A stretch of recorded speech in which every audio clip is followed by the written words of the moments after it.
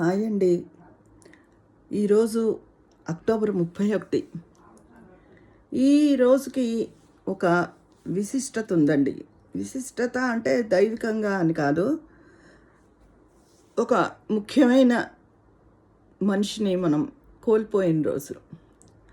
ఆవిడే ప్రముఖ రాజకీయవేత్త, ఎన్నో సంవత్సరాలు మనని ప్రధానిగా పాలించిన శ్రీమతి ఇందిరాగాంధీ గారు. 1984 సంవత్సరం అక్టోబరు 31న టెర్రరిస్టుల తోటాకి ఆవిడ బలి అయ్యారు. నిజంగా చాలా బాధాకరమైన విషయం అండి. నాకు ఏ పార్టీ అని ప్రత్యేకమైన ఇష్టమేమీ లేదు. ఎవరు ప్రజలను చక్కగా చూస్తే వాళ్ళ మీదే తప్ప, పార్టీలకు అతీతంగా ఆవిడ గ్రేస్నెస్, ఆవిడ చార్మింగ్, ఎంత అందమైన మనిషి. ఆవిడ ఎన్ని ఆటుపోట్లను ఎదుర్కొన్నారో. ఎమర్జెన్సీ టైంలో ఆవిడ మీద చాలా అపవాదులు వచ్చాయి, అది వేరే విషయం తప్ప. నెహ్రూ గారి కుమార్తె.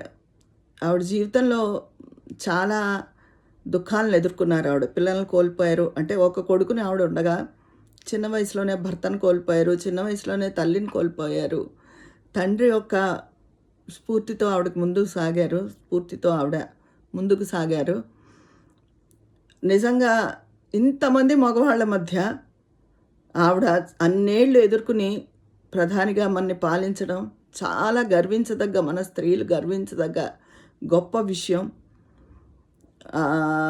నిజంగా ఆవిడని అలా అమానుషంగా చంపేయడం కూడా చాలా దారుణం. మీ అందరికీ కూడా ఆవిడంటే ఇష్టమేనా? నాకైతే చాలా ఇష్టం అండి.